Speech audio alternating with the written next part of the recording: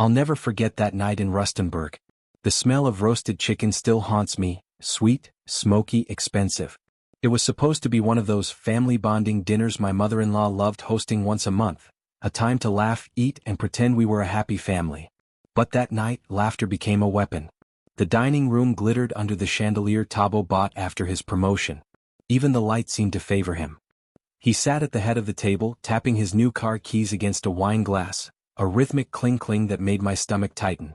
His gold watch caught every flash of light, almost mocking me. "Ma," Tabo said, smirking, "how much did Sifo even contribute to tonight's meal?" Everyone turned toward me, forks frozen mid-air. My mother-in-law didn't miss a beat. "Less than 200 rands, she said, voice dripping with sugar and poison. Then she burst out laughing. The table joined her. Even the kids from the cousins' side giggled, not understanding but sensing the permission to laugh at Uncle Sifo. I felt the blood rush to my face. Lorado's fingers trembled as she reached for her glass. My son Lwazi stared at his plate, tracing circles with his spoon. My daughter Nality whispered, "Daddy, what's funny?" I couldn't answer. "Ah, Lorato," Mama Lindau said loudly, "when I told you not to marry a dreamer, you didn't listen. Now see, a husband who can't even pay for dinner. Dreams don't pay bills, my child." That one cut deeper than any insult. I forced a smile, hoping the moment would pass, but Tabo leaned back in his chair, satisfied. "Well, maybe if he hadn't quit the mine things would be different," he said. "But no, our Sifo wants to build flying toys." Laughter again, echoing, stabbing. Something inside me cracked. I stood up. The chair scraped the tiled floor like a scream. "Lorado, let's go," I said quietly. As we walked toward the door, Mama Lindau called out, "Sifo?" I turned. Her eyes were hard, arms folded across her chest. "Don't come back here," she said, each word sharp as glass, "until you prove yourself to be a man." For a second no one moved. Then Tabo chuckled under his breath. That was the last sound I heard before the door closed behind us. Outside, the night was cold and silent. The laughter still rang in my ears. Lwazi slipped his small hand into mine. "Daddy, are we poor?" I stared at the streetlights and whispered, "Not forever." Back in our tiny rented room, the air smelled of solder and burnt plastic, the scent of my unfinished dream. The walls were lined with drone parts, wires, half-assembled frames. Lorado sat beside me on the mattress, quiet, holding my hand. "I'm sorry about tonight," she said. I shook my head. "No, Lorado. Don't be sorry. Let them laugh. One day this pain will pay me interest." She smiled faintly, the kind of smile people give when they want to believe something impossible. "You've been saying that for years," she whispered. "And I'll keep saying it until it's true," I replied. Before all this, Tabo and I worked at the same gold mine in Rustenburg. We wore the same boots, ate the same cold pap underground, breathed the same dust. But even then I felt restless, like I was meant to build, not dig. When I spoke about drones, the other miners laughed. "Ah, Sifo," Tabo would say, "you and your flying fantasies." But I kept dreaming. I'd watch videos late at night, sketch designs in the margins of old payslips, and tell Lorado that one day technology would lift us out of the dirt, literally. The mine didn't care about dreams. Accidents increased, salaries froze, safety rules became optional. One morning, after another explosion near our shaft, I handed in my resignation letter. Tabo laughed right there in the locker room. "You're mad, man. People are begging for these jobs." "I'm not begging for a cage," I told him. Starting over was brutal. I poured every cent of my savings into the project I called Night Eye, a drone designed to fight the crime-choking South Africa. My idea was simple. A machine that could see danger before it struck, scanning miles of terrain with precision cameras. The first model looked like junk. Spare metal, recycled parts, a camera lens from a broken CCTV. But when it buzzed to life for the first time, my heart nearly exploded. It hovered crookedly, but it hovered. Hope had wings. Money disappeared faster than progress.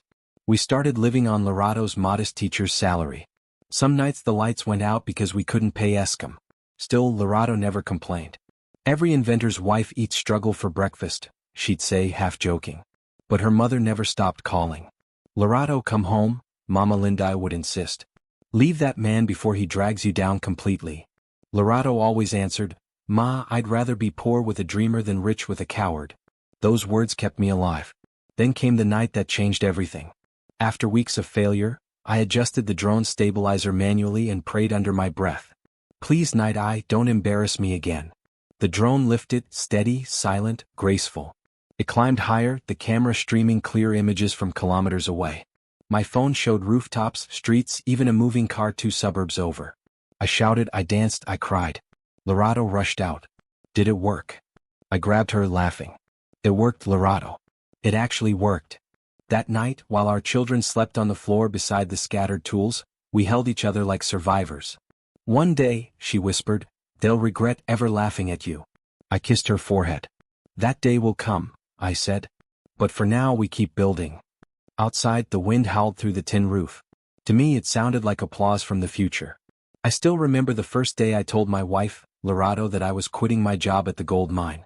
She was sitting on our worn-out brown couch, marking her pupils' homework with her red pen, humming softly like she always did when she was trying not to worry. Lorato, I said, standing by the doorway, my resignation letter folded neatly in my hand. I'm done with the mine. Her pen stopped midair. She looked up slowly. Done? What do you mean, done, Sifo? I took a deep breath. I can't do it anymore. The dust, the danger, the disrespect. I've been working like a machine for years, but they still treat me like I'm replaceable. I want to build something of my own. Something that matters. Her brows furrowed. And what do you plan to build, my love? A drone, I said. Not just any drone, one that can scan and detect criminals from miles away. Imagine that, Lorato. We could help stop robberies, hijackings, murders. We could save lives. She stared at me like I had just said I was moving to Mars. A drone? Sifo, do you even know how to build a drone? I'll learn, I replied quickly. I've already started reading up on it. I've got savings, enough to get us started. She sighed and rubbed her forehead. And what will we eat while you're busy chasing the sky? Her words hit deep. Chasing the sky. That's what it must have sounded like to her, madness. But I wasn't mad. I was desperate. Desperate to build something meaningful. Within weeks I had resigned. My colleagues called me crazy. Even my brother-in-law, Tabo, laughed in my face. You, he said, smirking. You're leaving a stable job for toys? My guy, this is not Silicon Valley. This is Rustenburg. I ignored him. I poured my entire savings into research and materials. I spent sleepless nights studying flight mechanics, AI camera systems, and power optimization. I scavenged parts from scrap electronics, imported sensors from China, and converted our small garage into a makeshift lab. Lorato helped when she could, mostly by keeping the house running on her teacher's salary. It wasn't much, but she never complained. She believed in me even when I doubted myself. By the 3rd month, my hands were covered in burns and cuts, and my eyes were red from staring at code and circuits. I called the drone project Night Eye, because, like me, it refused to sleep. One night, while I was calibrating the motion sensors, Tabo stopped by unexpectedly. He had just gotten promoted at the mine manager level. He rolled in with a shiny new Toyota Fortuner and an ego to match. "Ah, look at you," he said, walking into my garage like he owned the place. "Still playing with toys?" "It's not a toy," I said quietly. "It's an autonomous surveillance drone. It'll change how we fight crime in this country." He chuckled. "You sound like one of those guys who talk about revolution but can't pay rent. Be serious, Sifo. You had a good job. Now you're just, what? A dreamer?" I clenched my fist. I'd rather dream than rot underground for the rest of my life. He raised his hands in mock surrender. "All right, Mr. Innovator. Just don't come asking for money when you run out of your wife's salary." That one stung. A few weeks later, we were invited to my mother-in-law's house for her monthly family dinner. Tabo arrived early, wearing designer clothes and flashing his new watch. My wife's mother, Mama Lindai, was glowing with pride. When we walked in, she barely looked at me. "Lorato, you're late," she snapped. "Your brother has been waiting." We sat down awkwardly. Dinner was awkward. Tabo did most of the talking, boasting about his new office, his car, his staff. I stayed quiet, focused on the food. Then it happened. Tabo leaned back and smirked. "Mama, tell me, how much did Sifo even contribute to this meal?" Mama Lindai laughed, shaking her head. "Less than 200 rand, I think." Everyone burst out laughing. Even Lorato's younger cousins giggled. My wife froze, her eyes filling with tears. I felt my blood boil. My fork dropped to the plate with a loud clang. "We didn't come here for this," I said, standing up. As we were leaving, Mama Lindai's voice cut through the air like a whip. "Don't come back here until you prove yourself to be a man." That was it. The final straw. We drove home in silence. Lorato tried to speak, but I could tell she was holding back tears. When we got home, she hugged me tightly and whispered, "Prove them wrong, Sifo. Please, just prove them wrong." That night I didn't sleep. I stared at the half-assembled night eye sitting on the table. Something in me shifted. They had humiliated me publicly, but they had also given me a reason to fight harder. I whispered to myself, "They will see. One day they will see the man who chased the sky." And from that night on, I worked like a man possessed. I had nothing left to lose, except my dream. The next morning, as the sun rose over Rustenburg's hills, I watched my prototype hover for the first time. It wobbled, sparked, and then steadied itself in the air. Lorado came out, her eyes wide with disbelief. "Is it flying?" she whispered. "It's more than flying," I said, my heart pounding. "It's alive." But little did I know, the higher I went chasing the sky, the darker the clouds waiting ahead. The morning the night I first took off, I thought I was dreaming. It was early, maybe 5:30 a.m., and the Rustenburg sky was painted with streaks of gold and pink. The air was still, the kind of silence that makes you feel the world is holding its breath. Lorado stood beside me, still in her robe, holding a steaming mug of tea. The garage smelled of solder, engine grease, and burnt wires. My hands trembled as I flipped the switch on the remote. "Please," I muttered under my breath, "just once, let it work." The propellers whirred to life with a low hum. The drone lifted off the table slowly, rising, wobbling a little, then stabilizing midair. Its LED eyes glowed bright blue. "It's flying, Sifo." Lorado gasped. I swallowed hard. "Not yet, it needs to hold steady." I pushed the joystick forward. The drone glided across the garage, turned gracefully, and hovered in front of us like it was alive. I could see its camera feed on my laptop screen, crystal clear even in the morning fog. For the first time in months, I smiled from the heart. "We did it," I whispered. Lorado threw her arms around me, almost knocking the laptop over. "You did it? Oh my goodness, Sifo, you actually did it." "No." That evening, I took the night eye for its first outdoor test. I went to an open field just outside Foking. The drone climbed higher and higher until it was nothing but a silver dot against the clouds. From my screen, I could see rooftops, highways, people walking, even a group of miners returning home. The camera zoom was incredible, razor-sharp images from kilometers away. The AI tracking system I had coded detected moving objects, analyzed facial patterns, and logged coordinates. It was working better than I'd dared to dream. And what? But first came the real challenge, getting someone to believe in it. I wrote dozens of emails to government departments, security companies, and tech firms. Most didn't respond. A few said, "Interesting project," then ghosted me. Money was running out. We were living fully on Lorado's small teacher's salary now. Some nights we went to bed with only pap and tea. I'd lie awake, thinking of my mother-in-law's words echoing in my head. But every time I looked at the night eye sitting on the workbench, I felt a spark of hope. Then one afternoon everything changed. An email arrived from the Department of Defense. Subject line, "Request for presentation, drone surveillance proposal, night eye." I read it 3 times to be sure. They wanted me to present to the national security, Army, Air Force, Navy, and police representatives, all in one room. "Lorado," I shouted. They replied, "They want to see it." She rushed from the kitchen, wiping her hands. "Who?" "The government. The Defense Ministry. They want me to present night eye." Her eyes widened. "Are you serious?" "They're giving me a date, 2 weeks from now." Lorado screamed so loudly the neighbors probably thought someone had won the lottery. Then she burst into tears. You see, Sifo? I told you not to give up." I laughed and hugged her tight. "Now I just have to make sure it doesn't fail me." For 2 weeks straight I barely slept. I fine-tuned every circuit, tested every flight path, and updated the software for real-time video transmission. I even recorded a demonstration video showing the drone detecting a fake suspect from over 10 kilometers away. On the day of the presentation, I wore my best shirt, the same one from our wedding anniversary 5 years earlier. Lorado ironed it 3 times. "You look like a man who's about to change history," she said, smiling proudly. The conference room in Pretoria was filled with uniforms, medals, and serious faces. I was the only one not in official attire. My palms were sweaty. I set up my laptop, connected the drone feed, and started. "Good morning, distinguished members. My name is Sifo Masiko from Rustenburg. I'm here to present an innovation that can redefine our approach to national security." I clicked the first slide, Night Eye, Autonomous Aerial Crime Detection Drone. For 30 minutes I spoke from the heart. I showed live footage, tracking accuracy, heat detection, and instant transmission. I demonstrated how it could scan large areas for criminal activity, how it could detect illegal mining, hijackings, even cross-border smuggling. When I finished, the room was silent. Then one of the generals leaned forward. "This is impressive. Very impressive." Another nodded.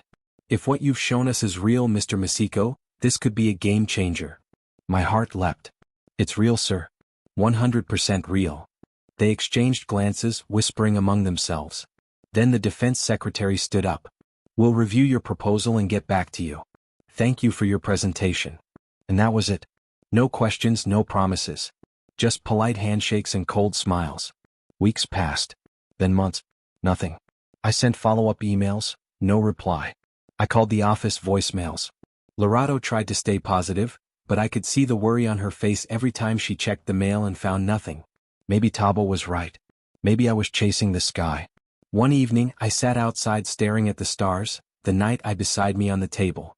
"I've done everything, Lord," I whispered. "Just give me a sign that this wasn't for nothing." And then, 2 days later, it came. A white envelope with the government's crest. Inside was a letter from the Ministry of Defense.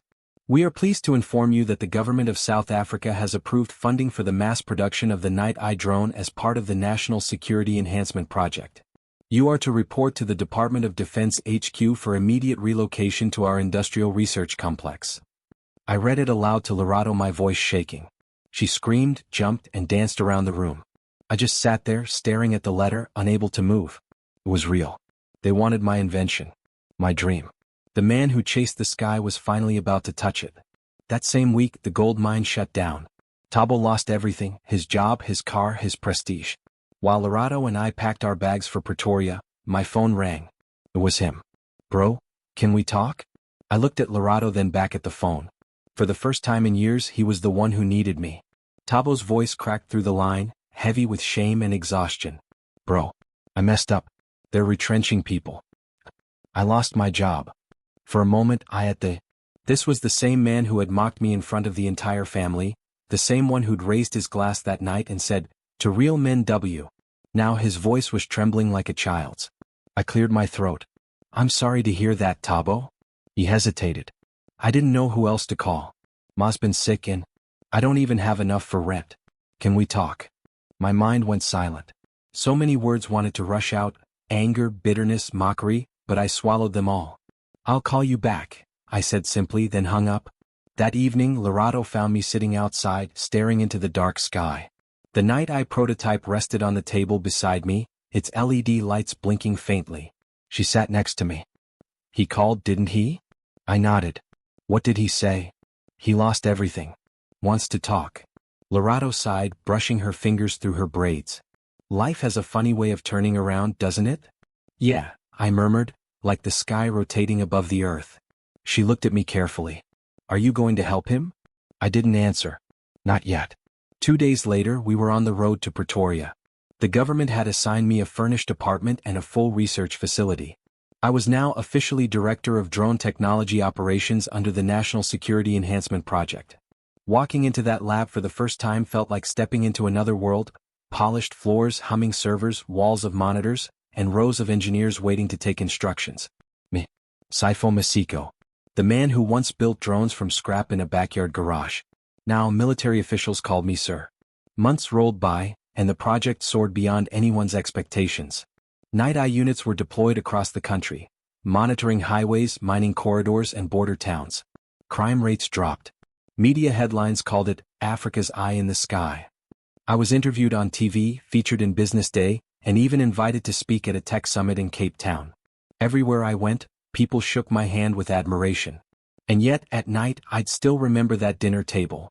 The laughter, the shame, the look in Lorato's eyes when her family mocked us. I never forgot. One afternoon, I was in my office reviewing drone footage when my assistant knocked.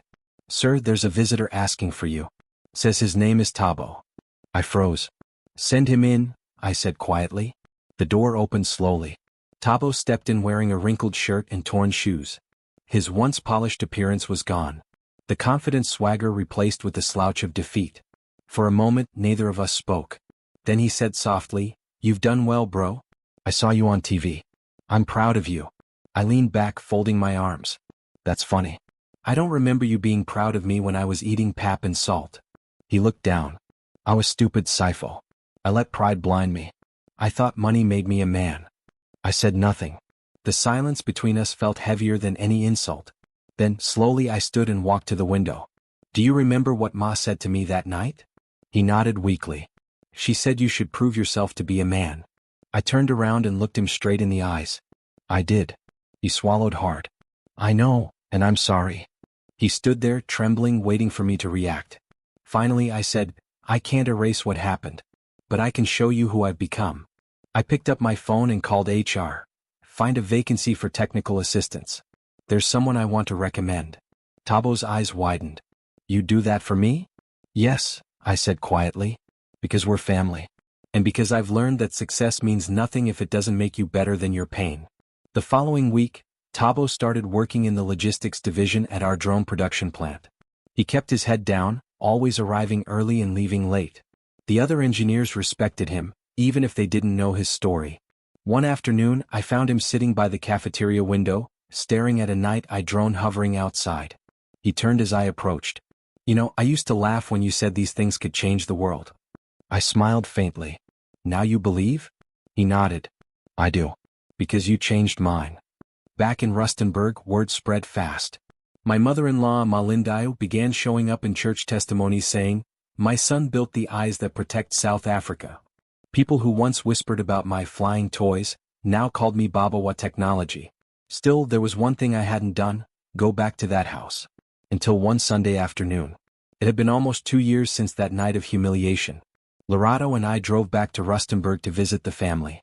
As we parked in front of the old house, I saw Ma standing by the door, hands clasped, tears glistening in her eyes. When she saw me, she rushed forward and hugged me tightly. My son. I was wrong, she said, her voice shaking.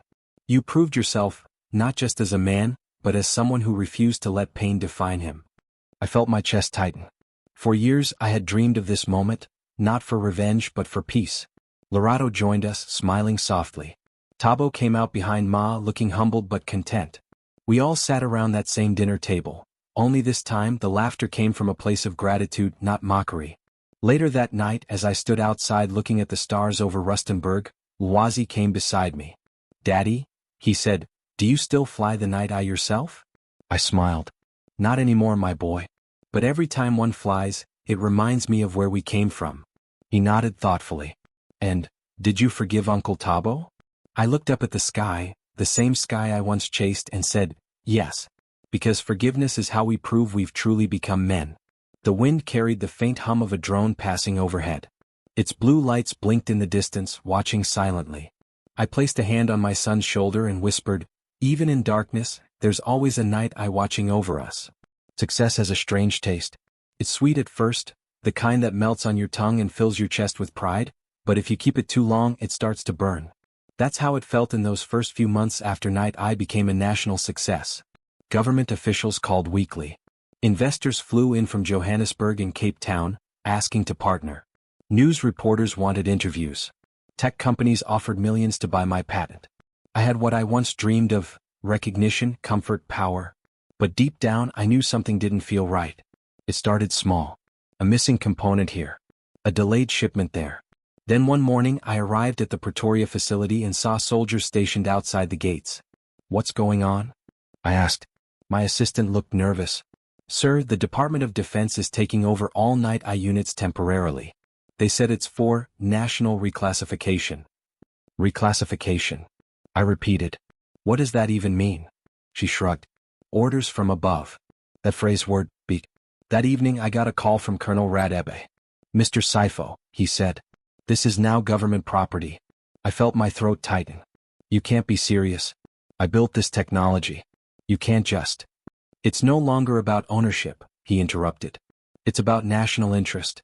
The state now holds full rights under the Security Innovation Act. I sat there, staring at my reflection in the dark window. The man who once built drones from scrap metal was now watching his dream being confiscated by the same people who had once ignored him. For the next few days I couldn't sleep. I'd wake up drenched in sweat, hearing the faint buzzing of drones in my dreams. Lorato tried to comfort me, but I was slipping into a kind of silent rage. Then one afternoon Tabo walked into my office holding a file. "Sifo," he said quietly, "you need to see this." I opened the file. Inside were reports showing night-eye drones being deployed not just for crime prevention but for political surveillance. They were being used to monitor opposition rallies and track journalists. "It's all here, Cable." That night I sat alone in the lab surrounded by monitors. The hum of machinery filled the air, but inside me, there was only silence. And the old ones. For the first time I felt the true weight of my dream, the price of greatness. The next morning I confronted Colonel Radebe at headquarters. "You're using my drones to spy on civilians," I said firmly. He smirked. "Civilians? Mr. Sifo, you mean potential threats. We're ensuring national stability. You should be proud." "Proud?" I snapped. "You've turned my vision into a weapon." He leaned closer. "Let me give you some advice, genius. Sometimes the sky belongs to those who can control it. You created the eyes, but we decide where they look." I stormed out before I did something I'd regret. Days turned into weeks. My access to the night eye system was restricted. They replaced my team with military engineers. Rumors spread that I was being investigated for unauthorized access to classified data. Lorato noticed the change in me. "You're losing sleep, you barely eat," she said one night, placing her hand on mine. "Don't let them destroy you." I looked at her, my voice breaking. "They already have Lorato. They took everything, the dream, the meaning, even my name. They call it the state's project now." She squeezed my hand. "Then take it back." Her words lit a spark inside me. For the next few days Tabo and I worked in secret. Using backup servers we traced every active night eye unit in the country. And that's when we discovered something terrifying, a subprogram embedded into the drone network called Horizon Protocol. It was designed to override the safety features I built in, meaning they could now operate without my control, and worse, they could conduct blackout missions, actions with no digital trail. Someone in government was using my invention to do something far darker than surveillance. "This isn't about security anymore," Tabo said, staring at the data. "It's control." I nodded grimly. "Then we exposed them. We leaked the data anonymously to a group of investigative journalists in Johannesburg. Within days headlines exploded. Night eye used for political spying, whistleblower leaks data. Government faces scandal over drone abuse. The public outcry was massive. Parliament demanded answers. The Minister of Defense denied everything, but the evidence was overwhelming. Then one night as I was driving home, a black SUV followed me. At first I thought it was paranoia. But when it accelerated and blocked my path, I knew. Two men stepped out, faces cold, movements precise. "Mr. Sifo," one said, "you need to come with us." They took me to a safe facility for questioning. The next 48 hours were a blur of interrogation, threats, and intimidation. "You've compromised national security," one officer barked. "Leaking classified data is treason." I stared at him. "And turning my creation into a weapon isn't?" They didn't like that. By the time I was released, the damage was done. My reputation was stained, my government contract terminated, and all official night eye access revoked. But I didn't care. Because the truth was finally out. Weeks later, the government announced a total restructuring of the drone program.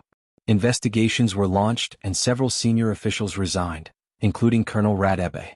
I may have lost everything I built, but for the first time I felt free. Lorato met me at the Rustenburg train station that evening. As the sun dipped below the horizon, she hugged me tightly and whispered, "You did the right thing." "I lost everything," I murmured. "No," she said, smiling softly. "You kept your soul." Months later I started over, a small company this time focused on agricultural drones for farmers. No politics, no weapons, no secrets. Tabo joined me as a partner. And every time I launched a new drone into the open sky, I whispered to myself, "Greatness is not about what you build. It's about what you're willing to lose to protect it." As the drone ascended into the fading Rustenburg sunset, I felt at peace. Because even in a sky full of corruption, one honest eye can still see the light. After a long while I saw the night eye drone hovering above the Johannesburg skyline on national TV. I couldn't breathe. That name, "It's my dream, my madness," was now written in bold letters beneath the South African flag. Reporters were calling it the pride of Africa, a breakthrough in surveillance technology that could detect, identify, and track threats from unimaginable distances. They said it would revolutionize national security. I just stood there in front of the television, my heart pounding, my fingers trembling. I whispered to myself, "We did it." My wife, Lorado, wrapped her arms around me, tears filling her eyes. "You see, Sifo? You became the sky." That night, the government's call came through. The same defense director suddenly warmed tone. "Mr. Sifo," he said, "your innovation is now officially a classified national security asset. You'll be moved to our industrial research complex in Pretoria. The state will fund mass production. You'll head the project. We are sorry for what happened previously. All issues have now been resolved," he said. When we arrived at the new government complex, everything felt surreal. The facility was enormous, steel towers, echoing halls, security gates manned by armed guards. Engineers, military officers, and scientists all waiting for me to walk them through my vision. They called me Chief Engineer Sifo. It felt strange. I was still the same man who once couldn't afford bus fare. Yet here I was, signing million-rand contracts, assigning teams, and meeting ministers. Night I went into mass production. We built 30 units in the first phase, each capable of night scanning, biometric tracking, and satellite-linked transmission. When we tested them across the Limpopo border, the results were beyond anything we expected. News spread like wildfire. International investors began to reach out. Even the president himself came to tour the facility. Cameras flashed, journalists shouted questions, and I stood beside him, smiling politely. When the camera stopped, he turned to me and said quietly, "Sifo, South Africa is proud of you. You didn't just build a drone, you gave this nation a new set of eyes." Those words hit me deeper than any applause.